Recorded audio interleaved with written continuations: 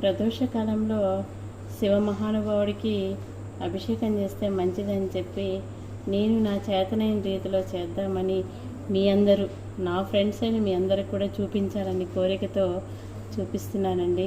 అందరూ చూసి ఆనందిస్తారని ఈ వ్లాగ్ చేస్తున్నాను.